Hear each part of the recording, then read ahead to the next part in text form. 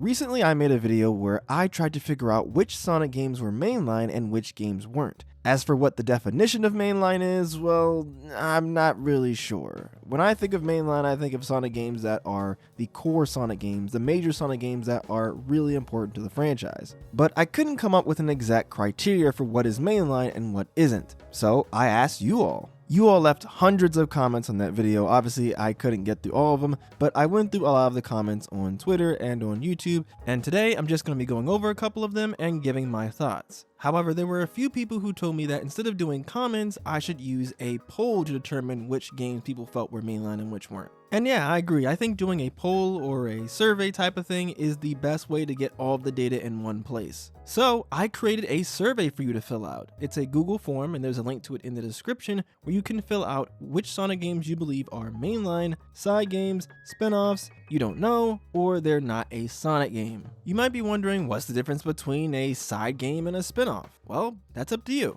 Everyone's interpretation is different, just like everyone's interpretation of a mainline Sonic game is different. The survey is pretty long. I tried to include as many important Sonic games as I could, so if you don't have the time to fill it out, I understand, but if you're interested in being a part of this project, then by all means, please take the survey. I'd very much appreciate it. I'll be making a part 3 to this video series where I look at the results from the survey and talk about the interesting things that I find from the data. Once again, this video series was heavily inspired by Jan Measley's video where he talked about the mainline Super Mario games. This video was also inspired by Regular Pat's video where he did the same thing for the Kingdom Hearts series. Until the results from the survey are in, let's take a look at some comments from the last video I did on this topic. This first comment was from the YouTube community post, and this is from Julie Rocket. They said, in order for it to be mainline, it must have a story that amounts to something and or is brought up in another game, and must be canon. Stuff like Boom is not here even though it's mentioned in Frontiers, that's a spin-off series. Their list includes Sonic 1, CD, 2, 3 and Knuckles, which from now on I'll just refer to as the classic games,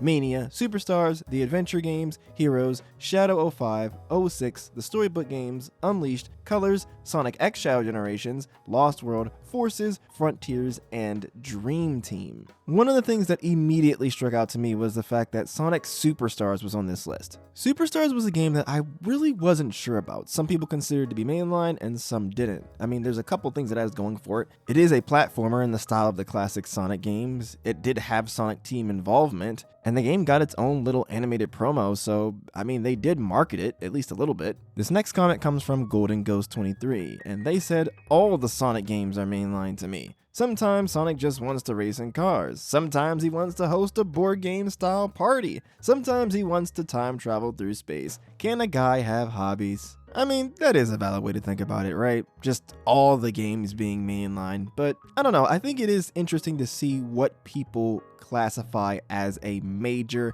mainline entry in a Sonic game versus something that's just like a side game or a spin-off. Heavy Goose 9723 said, Sonic games that introduce key things or are very memorable across the fan base. Genesis, Saturn, and Dreamcast games, all console games but no storybook, racing besides Sonic R, and DS/3DS ports of existing games. Rush counts though. Some mobile games like Dash and Runners are also on this list, mainly because people love them and I also remember them. Okay, so they're saying a big part of what makes a game mainline is how the fans responded to the game. I can definitely see the merit in this way of thinking. I mean, I talked about it in the first part of this video series, Sonic 4. It's right there in the title. It's considered to be the 4th game in the classic Sonic series, but most people don't consider it to be mainline because most people just don't really care about Sonic 4. This next comment comes from Canal Intilao 5745. They said, my list would be the classic games, the adventure games, Heroes, Shadow 06, the storybook games, Unleashed, Colors, plus Sonic Colors Ultimate, Sonic Generations, plus Sonic X Shadow Generations,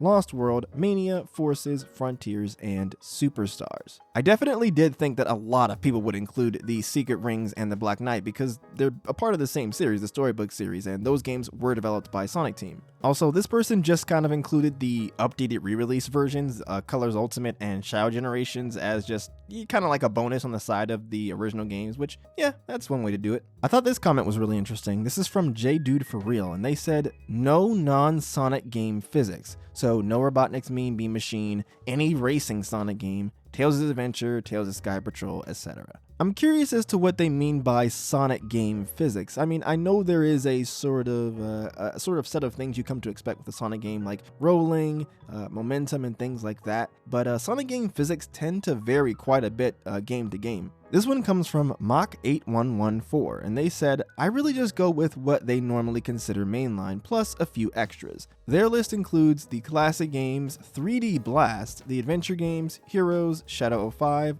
06, the storybook games Unleashed, Sonic 4, Colors, Generations, Lost World, Mania, Forces, Frontiers, Superstars, and Shadow Generations. Okay, so there's a lot of interesting things about this list, but for right now, I'm only going to talk about one of those, and that thing is Sonic 3D Blast. Now, 3D Blast is one of those games that I just kind of forget exists from time to time, but, you know, it is a Sonic platformer on the Genesis. Sonic 3D Blast was also included in the Sonic Mega Collection along with the other classic Sonic games besides CD. Sonic Team were involved in the creation of the game, but from what I'm aware, Traveler's Tales did the majority of development. This comment comes from LucasG5021, and they said the games they consider to be mainline are Sonic Generations, Shadow Generations, and every game that has a level represented in them, Sonic CD, Sonic 4, Mania, Lost World, and Superstars. That is a really neat way to think about things. So they're using Sonic Generations and its expanded version, Sonic X Shadow Generations, as sort of the barometer for what is and what isn't mainline. And that's not a bad way to think about things because, in a way, Sonic Generations is sort of a collection of Sonic's biggest moments across the franchise. In a way, you could see Sonic Generations as what Sonic Team themselves consider mainline. This comment comes from Helio5943. They said, I don't count racing games or party games. That's really it. I also don't consider Murder of Sonic the Hedgehog because it's so wildly different from every other game, but I do consider it canon because nothing really contradicts it. Mainline to me just means that it follows the current trajectory of Sonic gameplay. I guess using that logic, you could say Lost World isn't mainline, but I do consider it to be. I don't have a very strong definition for mainline when it comes to Sonic because of how inconsistent it is. Yeah, this was a really well thought out comment. Sonic Lost World really is the odd man out of that era because we had the 3 boost games, Unleashed, Colors, and Generations, then Lost World, and then right after that we had Sonic Forces, which was another boost game. Miles XH4KY said, my list is every game that got represented in Sonic Generations, as well as the 3DS version of the game and Shadow Generations, and Lost World and Superstars. So we've got another person who used Sonic Generations as the litmus test for what is and what isn't mainline, but they also included the 3DS version of Generations, which I thought was really interesting. The only game that got representation in the 3DS version of Generations that wasn't in the original version of Generations was Sonic Rush. I'm pretty sure this means that they also consider Sonic Rush Adventure to be mainline as well. A lot of people consider these Sonic Rush games to be mainline. I'm not sure if that's because of Blaze or the fact that it's a platformer, or both. Sonic Rush is also technically the first boost game in the series. It predates Sonic Unleashed by a few years. This comment comes from Toony Tales, and they said, a mainline Sonic game is any Sonic game that's treated as the next big thing by Sega. For example, games like 06, Forces, even if it did disappoint most people, Unleashed, Generations, Lost World, etc. Even Sonic Boom could be considered mainline by my logic, since at the time it was what Sega wanted Sonic to be, at least in the West. I like how this comment pointed out Sonic Boom. When Boom was coming out, it was not treated as a side project like the Murder of Sonic the Hedgehog or Sonic Rumble or something like that. No, this was treated as a really big deal. While I wouldn't consider Sonic Boom to be mainline, I do consider it to be a big game in the franchise, as it is important to the overall history of the Sonic franchise. This comment comes from Frickerific2813, and they said, to me, it's simple. A mainline Sonic game is a platformer similar to the other Sonic games before it, is significant to the series going forward, and the creators behind it are close to Sonic Team. So to me, the mainline games are the classic games, the adventure games, the advanced games, Heroes, Shadow, 06, the Rush series, the Storybook series, Unleashed, Colors, Generations, Sonic 4, Mania, Superstars, Lost World, Forces, Frontiers, and Shadow Generations. 26 games. The advanced games were another series that showed up pretty often on a lot of people's lists. The Sonic Advance games are interesting because they are platformers and they do introduce Cream the Rabbit, who is a significant character in the series. The Advance games also directly tie in with Sonic Battle. And like I mentioned in the first part of this video series, Sonic Battle does tie in with Shadow the Hedgehog, the character, and of course Maria and Jet Robotnik, who are important to the overall Sonic lore. This comment comes from Joshi N8I. They said Sonic 3D Blast, the storybook games, and Shadow the Hedgehog should all be included.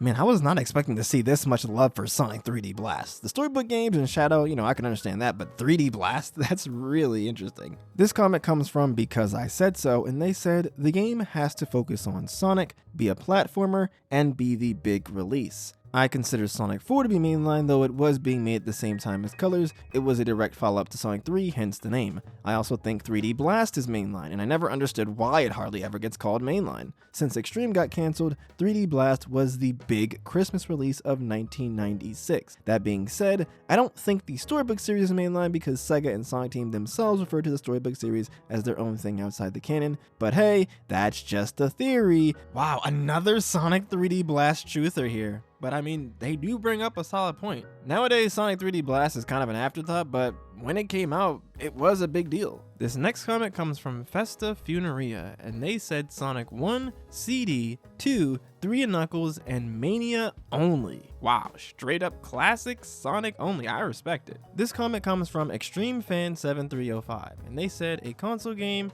or handheld in which you control Sonic in a fast-paced, fully controllable platformer in which you have to reach a goal. For example, the list of games commonly agreed to be mainline, plus the Advance and Rush games, as well as the Sonic and Tails games, and the 8-bit equivalents of Sonic 1 and Sonic 2, but not the storybook games, as that's a separate small series dedicated to a unique control scheme which makes your platforming not fully controllable. And due to its platformer element still existing, yes, I am counting Frontiers 2 as mainline still. The most interesting thing to unpack here is definitely the fact that they brought up the Game Gear games. The Sonic and Tails games are Sonic Chaos and Sonic Triple Trouble, and of course the 8-bit equivalents are Sonic 1 and Sonic 2 on the Game Gear and Master System. I find it really interesting that a lot of people didn't bring up these games as mainline, but they did other portable games like the Advance games and the Rush games. It might just be because the Game Gear games are probably less impactful to the fan base compared to the Advance games and the Rush games. I can understand why people wouldn't include the 8-bit versions of Sonic 1 and 2. While the majority of their content is new, I think the fact that they have the same name as Sonic 1 and 2 on the Genesis hurts their ability to be distinct and not just alternate versions of those games. Sonic Chaos and Sonic Triple Trouble are a little more puzzling though.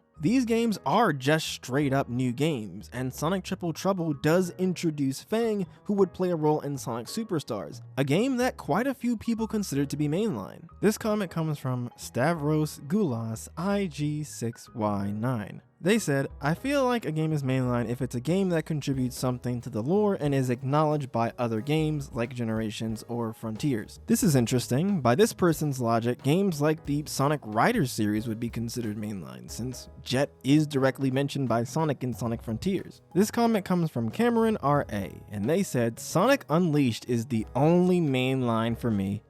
Alright, on that note, let's move over to Twitter. This response comes from Blake the Capsule Gamer. Their list actually includes a lot of different games. However, one game in particular that I want to highlight is SegaSonic the Hedgehog, the arcade game. This game is a platformer and it introduces two characters, Ray the Flying Squirrel and Mighty the Armadillo. Not the most important characters of the overall Sonic universe, but they are in Sonic Mania Plus. They also included Sonic R in their list of games, which automatically makes this list top tier. This response comes from KJ here, and one of the games that I want to mention that they brought up in their list of mainline Sonic games is Knuckles Chaotix. Knuckles Chaotix is a game that is technically a Genesis game, since the 32X is an add-on for the Genesis. It's a platformer like the other classic Sonic games, and it introduces Vector, Charmy, and Espio, who are fairly major characters in the Sonic series. I said before that Sonic CD was like the half-brother of the classic Sonic series. Well, if that's the case, Knuckles Chaotix is like the third cousin. This game is always to the side, but in a lot of ways, it can be considered a part of the classic Sonic series. This response comes from Person108. They said,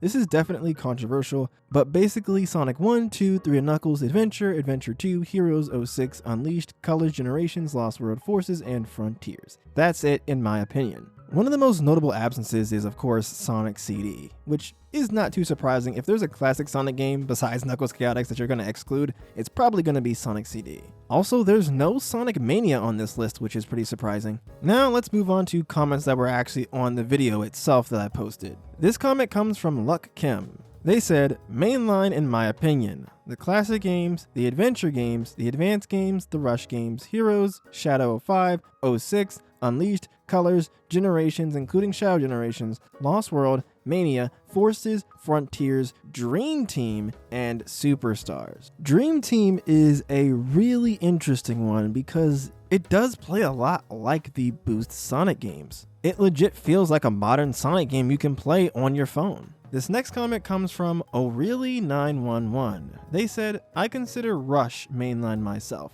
Even as a handheld game, it did a lot for the series. It introduced the boost formula, it introduced the fan favorite Blaze the Cat and her lore, and arguably its story was a pretty big deal considering the nature of colliding dimensions. Admittedly, this is a very convincing argument. I brought up the point of Sonic Rush introducing the boost formula, and I got that point from this comment right here. This comment comes from Pichu Play, and they said, I think a problem about determining whether or not a Sonic game is mainline has to do with the separation of mainline entry and canon entry. Easiest examples are the handheld entries mentioned in the video. Sonic Rivals, along with the Advance and Sonic Rush series, are considered canon to the series because of their expansions of the mythos and references made to them in later games. While general consensus is that both of those games may not be mainline, they are canon side games important to the series. I definitely do think there's a distinction between a game being mainline and a game being canon. A game like, again, Sonic Riders probably wouldn't be considered mainline by a lot of people, but it would be considered canon by a lot of people because Jet the Hawk, who debuted in Sonic Riders,